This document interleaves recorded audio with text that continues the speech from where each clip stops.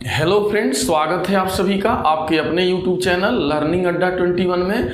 और दोस्तों, मैं हूं संजय सिंह यादव और आज इस वीडियो में हम लोग डिस्कस करने वाले हैं सामान्य हिंदी के एक महत्वपूर्ण टॉपिक के ऊपर, जिसे जो है समास के नाम से जाना जाता है।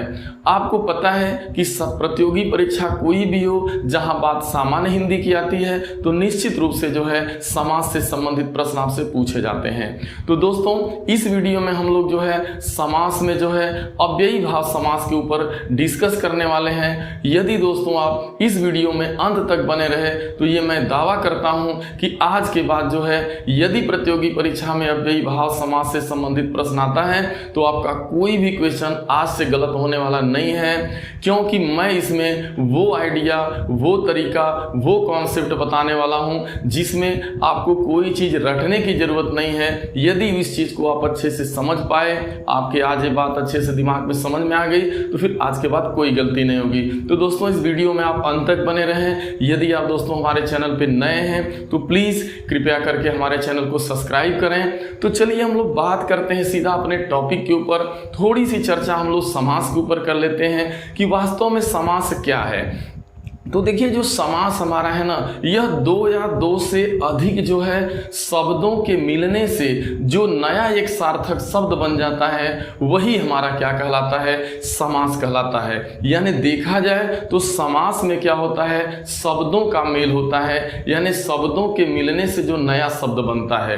ठीक है, ये बात समझ में आ गई। और आपसे प्रतियोगी परीक्षा में ये यहाँ पर जिसमें दो क्वेश्चन की चर्चा करने जा रहा हूँ, ये आपसे पूछा गया है। एक आपसे पूछा गया है कि समास का शाब्दिक अर्थ क्या होता है, या समास जो है यह किन दो शब्दों से मिलकर बना है। तो जो हमारा समास है ना, वह सम एवं आस दो शब्दों से मिलकर बना होता है। सम का अर्थ होता है संक्षिप्त और आस मीन्स होता है कथन, यानी आस का अर्थ होता है कथन, यानी संक्षिप्त कथन ही हमारा क्या है, समास है। यानी समास का शाब्दिक अर्थ क्या हुआ, संक्षिप्त कथन हो गया। अब एक बार स्टेट सुपर टेट एग्जाम में क्वेश्चन पूछा गया है कि समास प्रक्रिया में क्या होता है, या समास क्या है दिया था। उसमें तमाम कई विकल्प दिए गए थे। उसमें एक जगह था कि समास, देखिए समास की जो प्रक्रिया होती है ना, उसमें क्या किया जाता है, समास में शब्दों का संक्षिप्तीकरण किया जाता है। यानी समास में शब्दों का संक्षिप्तीकरण किया जाता है, यानी शब्दों के संक्षिप्तीकरण करने की जो प्रक्रिया है ना, वही आपकी समास कहलाती है। और यदि समास है आपका, तो जो अब देखिए बात आती है सामासिक पद की या समस्त पद की।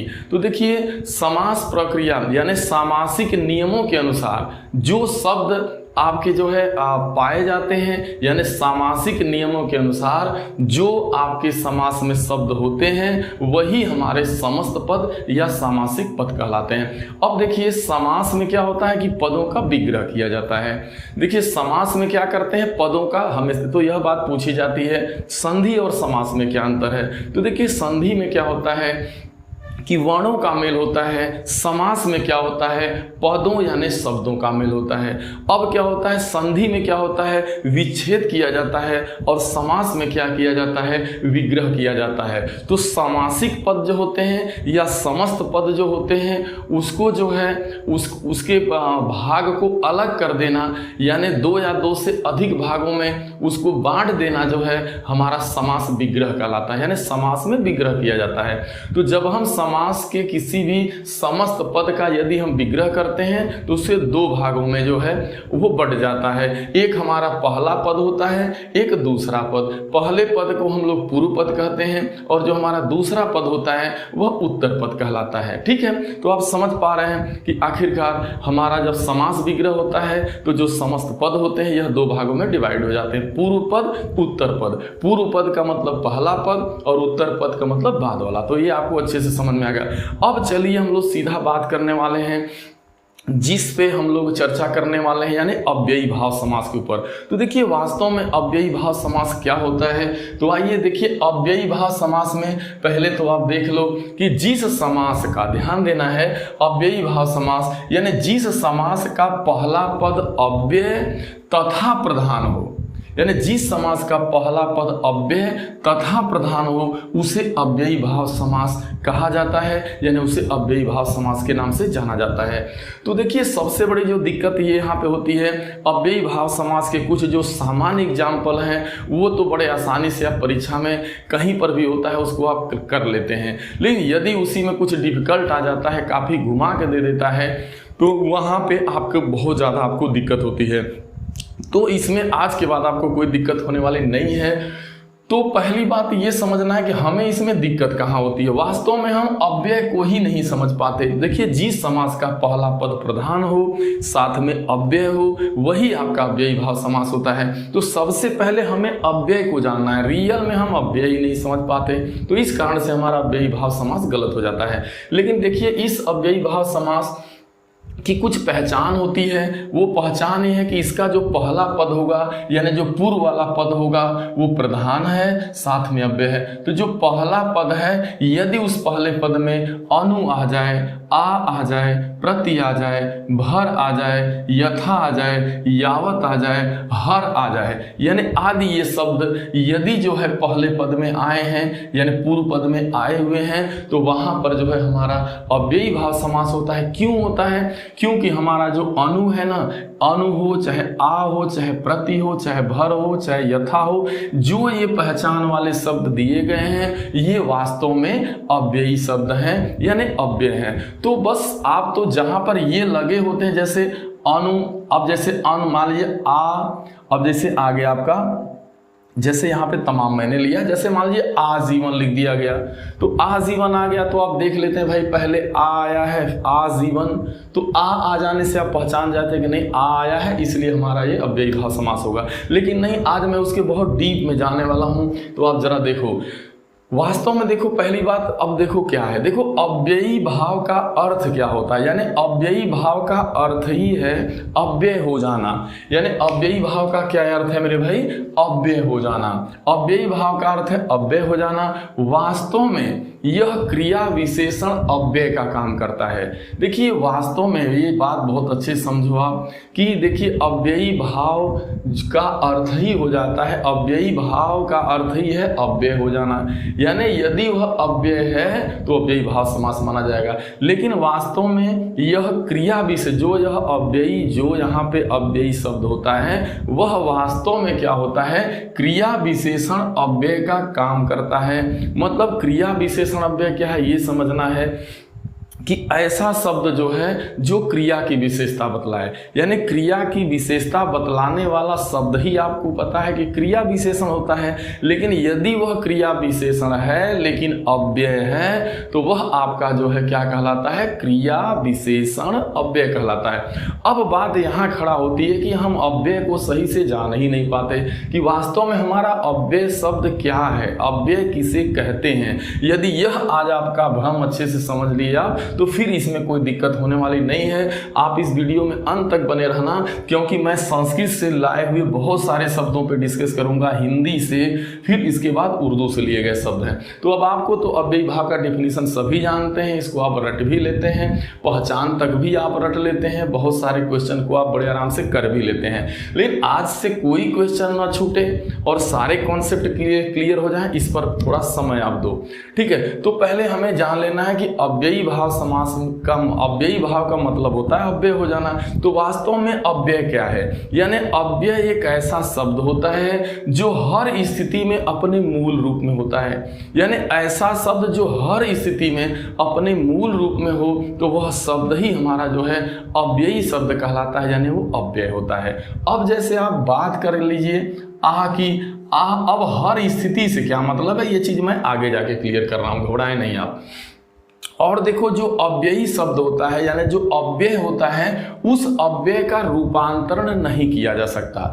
जैसे देखो आपका एक राम शब्द है ना, ये राम एक क्या है? शब्द है। लेकिन अगर इसका पद परिचय दिया जाए तो कहा जाए राम एक शब्द है लेकिन एक संज्ञा शब्द है। अब यहाँ पता चला राम एक संज्ञा है लेकिन इसका रूपांतरण राम का किया जा सकता है। अगर बात किया जाए कि राम के लिंग की, भाई राम मेल है कि फीमेल, तो आप कहेंगे राम मेल है। अगर बात की जाए कि यह जो है मेल हो गया, अब ये कहा जाए कि राम एक वचन है कि बहुवचन, तो वचन के आधार पे आप राम को देख रहे हैं तो कहेंगे राम जो है एक वचन है। तो राम यानी एक वचन है और क्या है, मेल है, यानी इस राम शब्द में विकार है। अगर यही सीता शब्द लिख दिया जाए तो सीता भी एक विकारी शब्द है, इसका व्यय देखिए, अव्यय का मतलब होता है ऐसा शब्द जिसका व्यय न किया जा सके, और विकारी, और इसी को हम लोग अविकारी भी शब्द कहते हैं। क्यों कहा जाता है कि अव्यय का रूपांतरण जो है नहीं किया जा सकता है।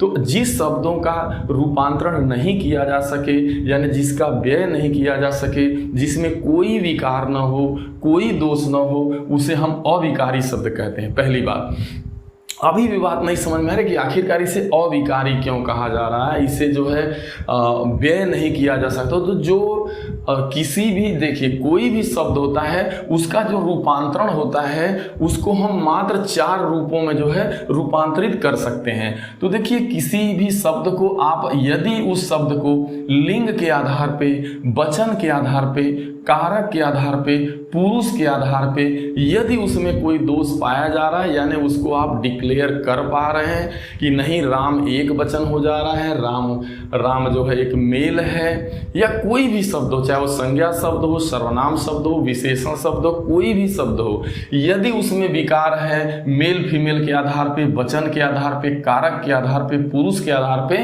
तो वह जो है यदि उसमें दोष है उसको तोड़ा जा सकता है, तो वो विकारी शब्द हो जाएगा।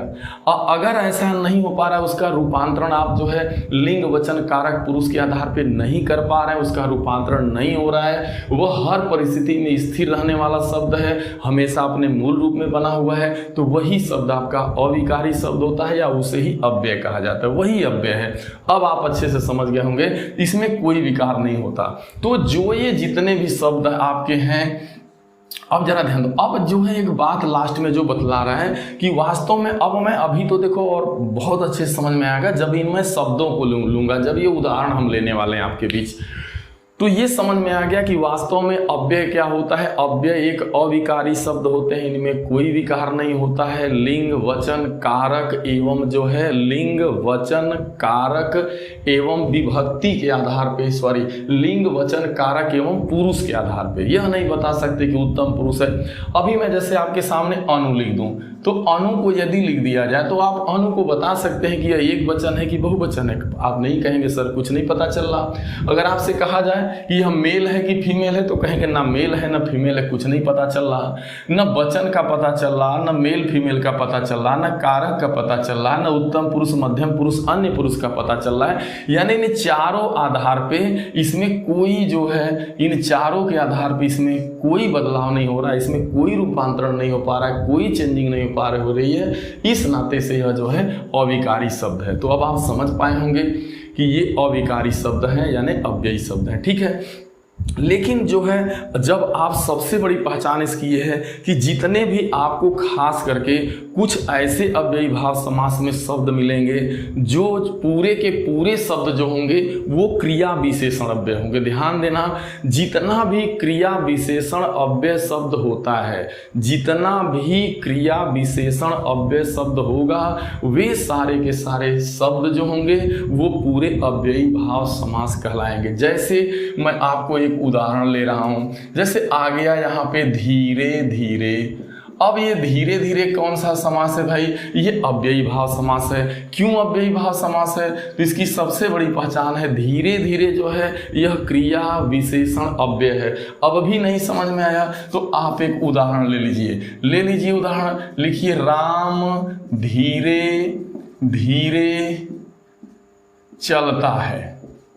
राम धीरे धीरे चलता है। भाई राम कैसे चलता है? धीरे धीरे। चलना एक क्रिया है, जो क्रिया की विशेषता बतलाए वही क्रिया विशेषण है। तो यह क्रिया चलना है, क्रिया की विशेषता धीरे धीरे चलता है, तो यह क्रिया विशेषण हो जाएगा। इसको बोलेंगे क्रिया विशेषण। लेकिन यह क्रिया विशेषण है, लेकिन जब इसे देखा जाता है धीरे धीरे शब्द को, तो यह जो है क्रिया विशेषण के साथ साथ अव्यय है। इसमें कोई विकार नहीं है, या न मेल पता चल रहा है, न फीमेल पता चल रहा है, न एक वचन है कि बहुवचन है, अन्य कौन सा पुरुष है, इसमें कौन सा कारक है, कुछ भी, यानी इसमें किसी भी प्रकार किसी भी इन चारों आधार पे इसे आप बांट नहीं सकते। इन चारों आधार पे आप धीरे धीरे का रूपांतरण नहीं कर सकते। तो इस नाते से आपका जो धीरे धीरे है यह क्या कहलाएगा, आपका यह क्रिया विशेषण अव्यय है। इसलिए यह पूरा का पूरा जो क्रिया विशेषण अव्यय जो धीरे धीरे है यह आपका अव्ययी भाव समास है। तो अगर इस तरीके कहा जाएगा तो आप फिर दिक्कत हो जाएगी। तो आपको यह अच्छे से जानना होगा कि वास्तव में जिस समास का पहला पद अव्यय एवं प्रधान हो वही अव्ययी भाव समास होता है, और जो अव्ययी भाव समास कि जो अव्ययी जो पद होते हैं या जो अव्ययी शब्द होते हैं वो वास्तव में ज़्यादा से ज़्यादा जो है क्रिया विशेषण अव्ययी होते हैं। वो कैसे शब्द होते हैं, क्रिया विशेषण अव्यय। तो जितना भी क्रिया विशेषण अव्यय होगा, जो क्रिया की विशेषता बतलाने वाला जो शब्द होगा, जो क्रिया विशेषण होगा, वो सारे के सारे क्रिया विशेषण जो अव्यय होंगे वो अव्ययी भाव समास होंगे। अब चलिए हम कुछ एग्जाम्पल लेते हैं। जैसे देखो बात करते हैं यहाँ पे हम लोग लेते हैं संस्कृत से। अब एक काम करना है आपको, अच्छे से पेन कॉपी पेन लेके आपको जितना मैं उदाहरण दिया हूं पहले इन सारे एग्जाम्पलों को नोट कर लेना है, और नोट करने के पास उस पर एनालिसिस कर लेना है। तो आज के बाद पहली बात तो इससे एक क्वेश्चन बाहर नहीं आएगा। जितना मैं लिख दिया हूं इन्हीं के अंदर आने वाले हैं, एक भी बाहर नहीं आने। और दूसरी चीज आपको अच्छे से समझ में आ जाएगा। तो देखो संस्कृत से जो शब्द आए हैं, जैसे लिखा गया यथाशक्ति, अब वर्ड आ रहा है यथाशक्ति। जरा ध्यान देना, अब इसको मैं इरेज कर सकता हूं क्योंकि इस पर कुछ काम करके समझाएंगे आपको। अब देखो बात है आपकी यथाशक्ति। देखो मेरे भाई थोड़ा समय लगेगा, लेकिन एक बार पढ़ने के बाद दोबारा कभी पढ़ने की। यथाशक्ति, अब ये पूरा देखा जाए तो ये पूरा का पूरा ये समस्त पद है, यही सामासिक पद है। इसका अगर विग्रह किया जाएगा तो यथाशक्ति का मतलब होता है शक्ति के अनुसार। लेकिन इसका पहला पद क्या है, जो पूर्व पद आप देख पा रहे हैं, और यह आपका इसका उत्तर पद है। तो जो ये पूर्व पद है यथा है, यह शक्ति, अगर सिर्फ शक्ति लिख दिया जाए तो कुछ नहीं पता चल रहा, लेकिन यथाशक्ति आ जाने से जो है शक्ति के अनुसार, यानी यथा शब्द यहाँ क्या है, पहला पद इसका प्रधान है और साथ में अव्यय है। अब ये यथा शब्द अव्यय है, क्यों? क्योंकि यथा आपका अव्यय इसलिए कि इसमें कोई भी जो है विकार नहीं है, यह हर स्थिति में स्थिर रहने वाला शब्द है। आप बता ही नहीं सकते कि यथा मेल है कि फीमेल है, कि एक वचन है कि बहुवचन है, कि उत्तम पुरुष है कि मध्यम पुरुष है कि अन्य पुरुष है। इसमें कौन सा कारक, कोई दोष इसमें नहीं है। इसको जो है बांटा नहीं जा सकता, ठीक है। तो इस नाते तो ये यथा शब्द है आपका 20। अब देखो ऐसे यथा शीघ्र है, यथाक्रम है, यथा कृत है। अब आजीवन पे आ जाते हैं थोड़ा देर। अब देखिए आजीवन, तो आजीवन का मतलब जो आ शब्द आया है, जो आगे वाला जो आ शब्द है, या वो देखिए जीवन शब्द अगर देखा जाए तो जीवन शब्द में आपका विकार हो सकता है, लेकिन अगर इसके आगे आ लग गया, अब ये आजीवन हो गया, तो इस आ के आ जाने से इसके जो सारे विकार है वो दूर हो गए। अब यह अविकारी शब्द का रूप ले लिया। आ एक अविकारी शब्द है, ठीक है, समझ पा रहे हैं? नहीं पता चल रहा है आपका? अब जरा ध्यान देना। ऐसे आपका आजीवन है, आजन्म है। अब देखो ध्यान पूर्वक, अब जरा समझना, जरा यहाँ पे ध्यान पूर्वक। तो यह ध्यान पूर्वक देखा जाए तो जो ये पूरा का पूरा जो ये शब्द है ध्यान पूर्वक, जो समास का यहाँ पे समस्त पद है, देखा जाए अगर इस समस्त पद को, तो यह पूरा क्रिया विशेषण अव्यय है। ये क्या है मेरे भाई? क्रिया विशेषण अव्यय। अब ये क्यों क्रिया विशेषण अव्यय है? अगर इसका उदाहरण दिया जाए कि वह जो है ध्यान पूर्वक देखता है, यानी वह ध्यान पूर्वक देखता है। अब देखना क्रिया है, लेकिन वो ध्यान पूर्वक देख रहा है, क्रिया की विशेषता बतलाई जा रही है, इसलिए ध्यान पूर्वक क्रिया विशेषण होगा।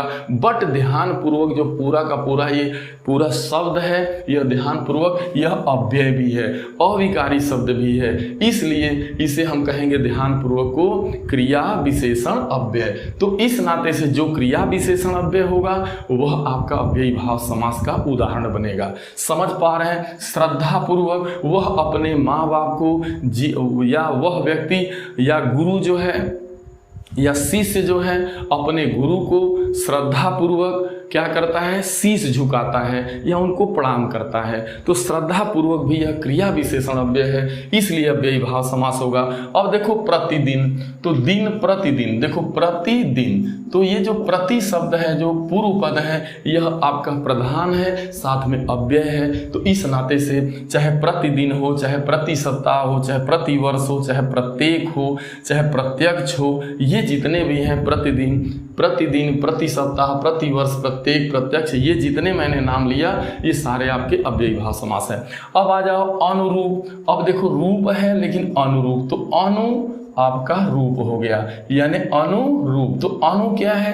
पहला पद है, पूर्व पद है, साथ में प्रधान है और साथ में अव्ययी है, तो इसलिए अनुरूप हो जाएगा। ऐसे ही अनुकूल हो जाएगा, ऐसे अनुरूप, अनुकूल। फिर देखो सपरिवार, परिवार इसके आगे स लग गया, सपरिवार। नियमानुसार अब दिन प्रतिदिन, तो चाहे प्रतिदिन आ जाए, प्रतिदिन आ जाए, चाहे दिन प्रतिदिन आ जाए, दिन प्रतिदिन। तो दिन प्रतिदिन भी अब है, जैसे वह प्रतिदिन खेलने जाता है, तो खेलने जाता है लेकिन प्रतिदिन जा रहा है, यानी कि वो डेली जा रहा है। तो एक तरह से देखा जाए कि डेली प्रतिदिन खेलता है, यानी देखा जाता है यह समय बोधक क्रिया विशेषण अव्यय माना जाएगा। ठीक है, तो ये चीज़। अब चलो हिंदी से बहुत सारे शब्द हैं जो आपके अव्ययी भाव समास में लिए गए हैं। जैसे देखो अनजाने, यानी वह अब देखो अनजाना, तो अनजाना, अन शब्द भी अपने आप में अव्ययी शब्द है। बेखटक, खटक लेकिन बेखटक, तो ये जो आप देख रहे हैं निधड़क, जैसे वह निधड़क दौड़ता है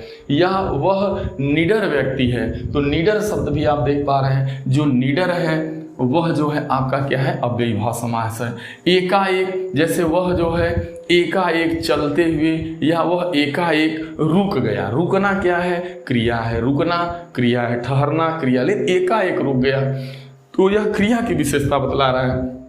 क्रिया विशेषण अव्यय इसना, वह धीरे धीरे, या वह धीरे धीरे चलता है, तो धीरे धीरे भी क्या हो जाएगा? क्रिया विशेषण अव्यय इस नाते से। देखो अपने सामने, वह अपने सामने देखकर चलता है, इस तरीके से भी आप कह सकते हैं। धड़ाधड़, जो धड़ाधड़ है वह भी आपका है। हाथों हाथ काम होता रहा, तो काम होता रहा लेकिन हाथों हाथ होता रहा, ये हाथों हाथ, बीचों बीच, ये बीच, हाथों हाथ शब्द जो है यह क्रिया विशेषण अव्यय है। पूरा का पूरा अगर वाक्य देखा जाए तो क्रिया विशेषण अव्यय है। बीचों बीच भी क्रिया विशेषण अव्यय है।